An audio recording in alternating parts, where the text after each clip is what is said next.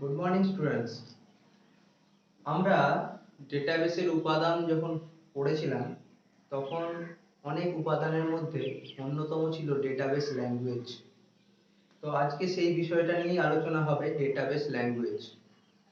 Database language কি না, কম্পিউটারের এমন একটি ল্যাঙ্গুয়েজ যার মাধ্যমে ডেটাবেসের সমস্ত কাজ, মানে বিভিন্ন ধরনের অবজেক্ট ক্রিয়েট করা, সেটা হতে পারে ডেটাবেস স্কিমা গঠন করা, তাতে তথ্য প্রবেশ করানো, তথ্যকে পরিমার্জন করা, তথ্যকে মুছে ফেলা এবং গঠন পরিবর্তন ইত্যাদি যে সমস্ত কাজ সহজে করা যায় যে ল্যাঙ্গুয়েজ ব্যবহার করে, তাকেই বলা হয় ডেটাবেস ল্যাঙ্গুয়েজ।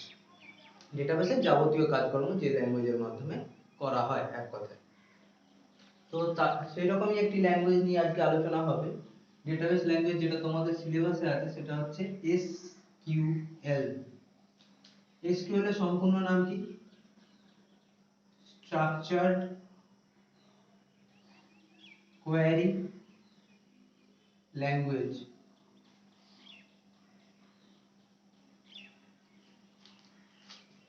তো এখানে কোয়েরি কথাটা আমাদের কাছে নতুন। কোয়েরি কি? কোয়েরি এক কথায় যদি বলা যায়, কোয়েরি হলো এক ধরনের জিজ্ঞাসা। ডেটাবেসে ইউজারদের কিছু জিজ্ঞাসা, সেই জিজ্ঞাসার পরিপ্রেক্ষিতে কিছু আউটপুট আকারে বাইরে আসে, রেজাল্ট আসে, এটাই হচ্ছে কোয়েরি। যেমন একটা স্টুডেন্ট ডেটাবেসে আমাদের প্রশ্ন হলো যে একটা স্টুডেন্ট ডেটাবেস আছে, সেখানে ক্লাস 12 এ স্টুডেন্টের লিস্টগুলো আমি দেখতে চাচ্ছি, এটাই আমার আউটপুট আকারে দেখতে চাচ্ছি, এটা কোয়েরি। আবার কতজন 60% এর ওপর নাম্বার পেয়েছে তাদের আউটপুট দেখতে চাচ্ছি, এটা একটা কোয়েরি। তাহলে ডেটাবেসের প্রতি ইউজারদের যে জিজ্ঞাসা বা প্রশ্ন, সেটাই হচ্ছে কোয়েরি এক কথায়। তো স্ট্রাকচার কোয়েরি ল্যাঙ্গুয়েজ এটা কি ধরনের ল্যাঙ্গুয়েজ না, এটা নন প্রসিডিউরাল ফোর্থ জেনারেশন ল্যাঙ্গুয়েজ। তো এখন প্রসিডিউরাল কথাটা আমরা এর আগে শুনেছিলাম রিলেশনাল অ্যালজেব্রার ক্ষেত্রে।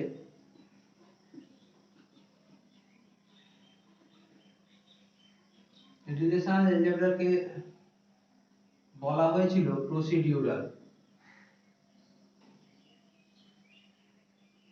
আর এসকিউএল হচ্ছে নন প্রসিডিউরাল।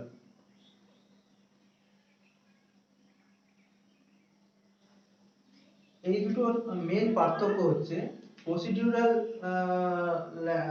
ল্যাঙ্গুয়েজ মানে হলো যেখানে কোনো একটি কাজ, সেটা প্রশ্ন জিজ্ঞাসা হোক যাই হোক, কোনো একটি কাজ কি কাজ করতে হবে এবং কিভাবে করতে হবে সেটা এখানে বলে দেওয়া থাকে। প্রসিডিউরাল ল্যাঙ্গুয়েজের ক্ষেত্রে কি করতে হবে এবং কিভাবে করতে হবে সেটা বলে দেওয়া থাকে, কিন্তু নন প্রসিডিউরালের ক্ষেত্রে কি করতে হবে বলে দেওয়া থাকে, কিন্তু কিভাবে করতে হবে সেটা বলে দেওয়া থাকে না। তো সেই অনুযায়ী এই রিলেশনাল অ্যালজেব্রাতে যেহেতু মানে প্রসিডিউরাল ল্যাঙ্গুয়েজের ক্ষেত্রে বিভিন্ন সিম্বল ইত্যাদি ব্যবহার করা হয়, এটা একটু তুলনামূলক জটিল এবং বড় প্রোগ্রামিং ল্যাঙ্গুয়েজ, সেই তুলনায় এটা অনেক সহজ, যেহেতু এখানে মেনলি ইংলিশ টার্মগুলো ব্যবহার করা হয় এবং সহজে মনে রাখা যায়। তো তাহলে বোঝা গেল প্রসিডিউরাল আর নন প্রসিডিউরালটা কি। তাহলে এসকিউএল হলো নন প্রসিডিউরাল ফোর্থ জেনারেশন ল্যাঙ্গুয়েজ, যেটা অ্যাকচুয়ালি কোয়েরি ল্যাঙ্গুয়েজ। এসকিউএল এর মাধ্যমে আমরা ডেটাবেসের আরডিবিএমএস এর সমস্ত কাজ করতে পারি, যেমন বিভিন্ন অবজেক্ট ক্রিয়েট করা, ডেটাবেসে স্কিমা গঠন করা, ডেটা প্রবেশ করানো, ডেটা আপডেট করা, ডেটা ডিলিট করা, বা পারমিশন মানে ডেটাবেস অ্যাক্সেসের যে সমস্ত কাজ সেগুলো করা যায় এর মাধ্যমে। এটা হচ্ছে স্ট্রাকচারড কোয়েরি ল্যাঙ্গুয়েজ। এবার এই স্ট্রাকচার কোয়েরি ল্যাঙ্গুয়েজ বা ডেটাবেস ল্যাঙ্গুয়েজকে বেশ কয়েকটি ভাগে ভাগ করা হয়। সেখানে সেই ভাগগুলো বলবো, তার আগে একটু বলে নিই যে কয়েকটা ডেটা টাইপের কথা বলে রাখি। যে ডেটা টাইপগুলো ব্যবহার করে আমরা ডেটাবেসের গঠন তৈরি করব, সেই জন্য কয়েকটা ডেটা টাইপের নাম, মানে তোমরা এর আগে ডোমেন পড়েছো। ডোমেন মানে কি, একটা ফিল্ডে এক ধরনের ডেটা প্রবেশ করানো হয়, তো সেই ধরনটাকেই বলা হয় ডেটা টাইপ। তো বিভিন্ন ধরনের ডেটা টাইপ আছে, তার মধ্যে কয়েকটা বলি। char, varchar2, number, float, date, এইগুলো সাধারণত ডেটা টাইপ যেটা আমাদের এখানে ব্যবহার করা হবে। আমরা তো অ্যাকচুয়ালি তোমাদের সিলেবাসে সেই হিসেবে ডিডিএল বা ডেটা ডেফিনেশন ল্যাঙ্গুয়েজ নেই, তবুও একটা বেসিক ধারণার জন্য একটু বলে রাখি। char, varchar2, char মানে ক্যারেক্টার থেকে এসেছে char, তার মানে এখানে আমরা নির্দিষ্ট লিমিটেড কিছু ক্যারেক্টার ব্যবহার করতে পারবো। সম্ভবত char ডেটা টাইপে আমরা 255টা সর্বোচ্চ ক্যারেক্টার ব্যবহার করতে পারবো। সেই জায়গায় varchar2 এটা ভেরিয়েবল ক্যারেক্টার 2, varchar আর varchar2 একই জিনিস, এটা আপডেটেড, তো এটাই এখন ব্যবহার করা হয়, varchar আর ব্যবহার করা হয় না। ভেরিয়েবল ক্যারেক্টার যেখানে যেমন আমরা ইনপুট দেবো, তার একটা সর্বোচ্চ লিমিট বলে দেওয়া থাকবে, কিন্তু যতটা আমরা ইনপুট করব ততটাই ব্যবহার হবে মেমোরির ক্ষেত্রে, এক্সট্রা মেমোরিটা ব্লক হবে না, যেটা ক্যারেক্টারের ক্ষেত্রে হয়। এখানে সম্ভবত সর্বোচ্চ প্রায় 2000 ক্যারেক্টার সর্বোচ্চ লেখা যেতে পারে একটা ফিল্ডের ক্ষেত্রে। নাম্বার মানেই হচ্ছে সংখ্যা। সংখ্যা বলতে সাধারণত পূর্ণ সংখ্যাকেই বোঝানো হয়। তো আমরা সাধারণত কারো রোল নাম্বার, এজ, তারপরে তোমার হচ্ছে টোটাল মার্কস, সাবজেক্ট মার্কস, এগুলোকে আমরা সাধারণত নাম্বার দিয়ে প্রকাশ করতে পারি। ফ্লোট মানে দশমিক সংখ্যার ক্ষেত্রে। নাম্বার যেমন পূর্ণ সংখ্যা, দশমিক সংখ্যা যেমন পার্সেন্টেজ।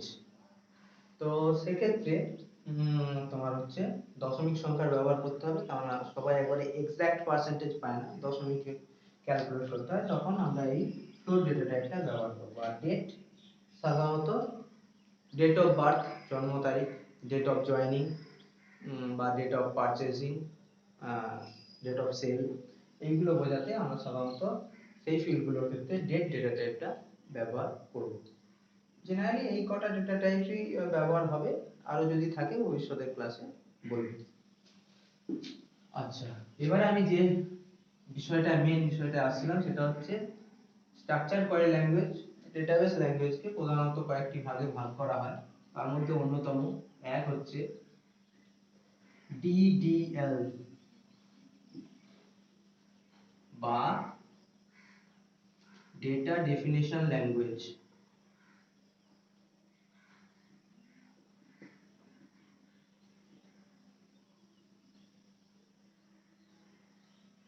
আচ্ছা, 2 ডিএমএল বা ডেটা ম্যানিপুলেশন ল্যাঙ্গুয়েজ।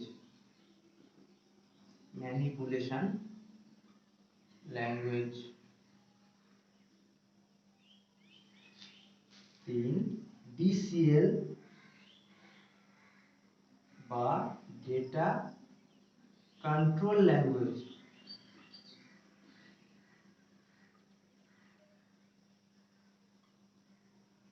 চার ডিকিউএল বা ডেটা কোয়েরি ল্যাঙ্গুয়েজ।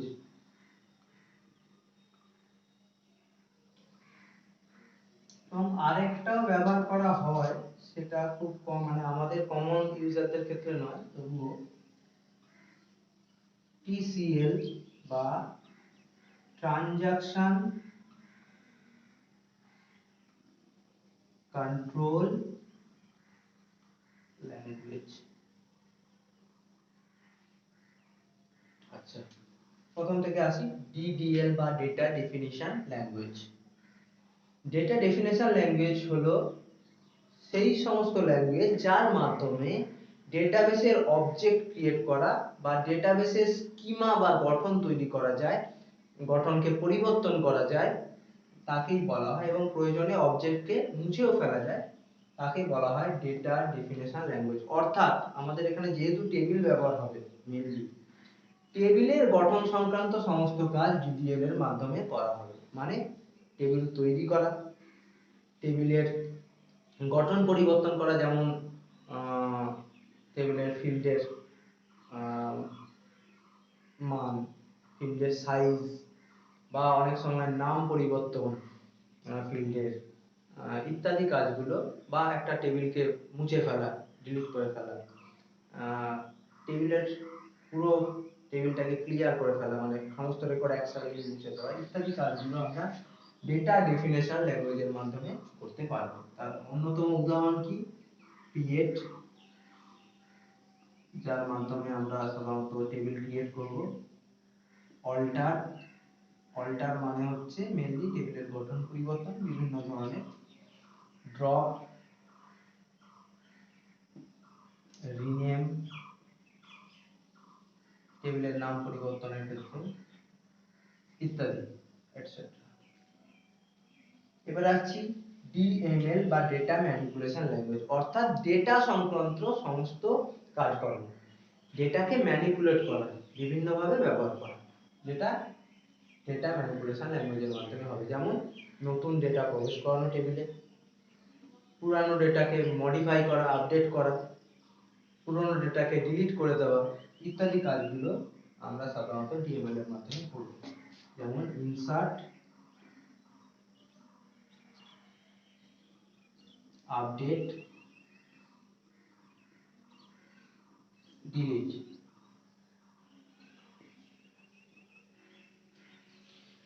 ডিসিএল বা ডেটা কন্ট্রোল ল্যাঙ্গুয়েজ, ডেটাবেসের অ্যাক্সেস নিয়ন্ত্রণ করার জন্য এই ল্যাঙ্গুয়েজ ব্যবহার করা হয়। ডেটাবেস অ্যাক্সেস নিয়ন্ত্রণ করার জন্য এই ল্যাঙ্গুয়েজ ব্যবহার করা হয়। অর্থাৎ ডিবিএ বা ডেটাবেস অ্যাডমিনিস্ট্রেটর কোন ইউজারকে কতটা অ্যাক্সেস দেবে বা কোন ইউজার থেকে অ্যাক্সেস তুলে নেবে, সেটাই সাধারণত ডেটা কন্ট্রোল ল্যাঙ্গুয়েজের মাধ্যমে করা হয়।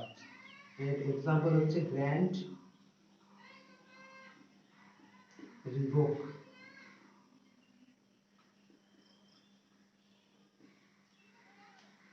ডিকিউএল বা ডেটা কোয়ারি ল্যাঙ্গুয়েজ, অর্থাৎ ডেটাবেস থেকে তথ্য খুঁজে উপস্থাপন করার জন্য যে ল্যাঙ্গুয়েজ ব্যবহার করা হয় তাকে বলা হয় ডেটা কোয়ারি ল্যাঙ্গুয়েজ।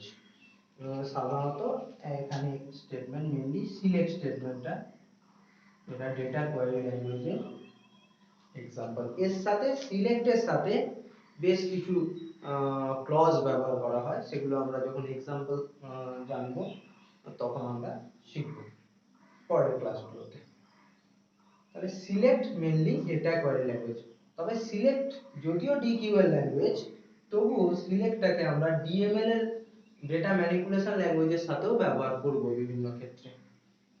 আচ্ছা, এবং লাস্ট টিসিএল বা ট্রানজ্যাকশন কন্ট্রোল ল্যাঙ্গুয়েজ, এটা আমাদের সাধারণ ইউজারদের ক্ষেত্রে একদমই প্রয়োজনীয় না। এটা মেইনলি ডেটাবেস অ্যাডমিনিস্ট্রেটর বা যারা ডেটাবেস কে ম্যানেজ করবে তাদের জন্য।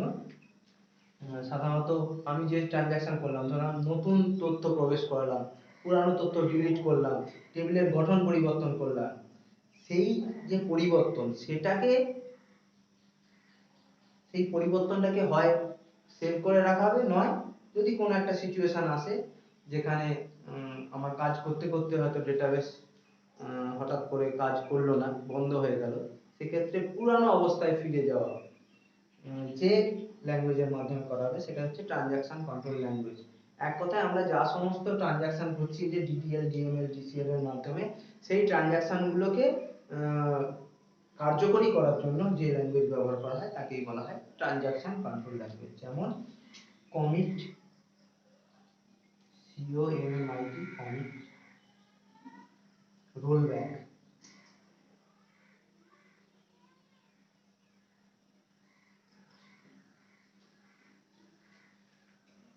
সাধারণত কমিট এই যে ট্রানজ্যাকশন কন্ট্রোল ল্যাঙ্গুয়েজ আলাদা করে ভবিষ্যতে আর বলা হবে না, তো একটু বলে নিই দুটো জিনিস। কমিট মানে কি?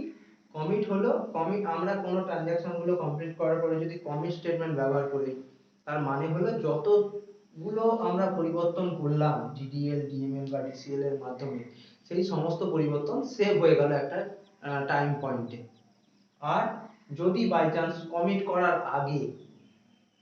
করার আগেই ডেটাবেস ক্র্যাশ করে যায় বা কোনোভাবে সেভ হলো না, পাওয়ার চলে গেল, হয়তো কোনোভাবে বন্ধ হয়ে গেল ডেটাবেস, তখন আগের যে সেভ পয়েন্ট যেখানে আমরা কমিট করেছিলাম সেইখান পর্যন্ত ফিরে যাওয়ার জন্য, সেখানে আগের ডেটাগুলো যাতে সুরক্ষিত থাকে, তখন আমরা সাধারণত রোল ব্যাক স্টেটমেন্টটা ব্যবহার করি। যদিও বারবারই বলছি এই দুটো স্টেটমেন্ট আমাদের সিলেবাসেও নেই, আর এমনিতেও এটা জেনারেল ইউজারদের ক্ষেত্রে নয়। তো মোটামুটি আশা করবো যে স্ট্রাকচার কোয়েরি ল্যাঙ্গুয়েজের যে কটা ভাগ ছিল সেগুলোকে মোটামুটি সহজভাবে বোঝানো গেছে। এই ক্লাসে এই পর্যন্ত। পরবর্তী ক্লাসে আমরা এক একটা সম্পর্কে জানবো, যেমন পরের ক্লাসে আমরা ডিডিএল সম্পর্কে জানবো, ডিডিএল এর বিভিন্ন স্টেটমেন্ট সম্পর্কে এক কথায়। ঠিক আছে।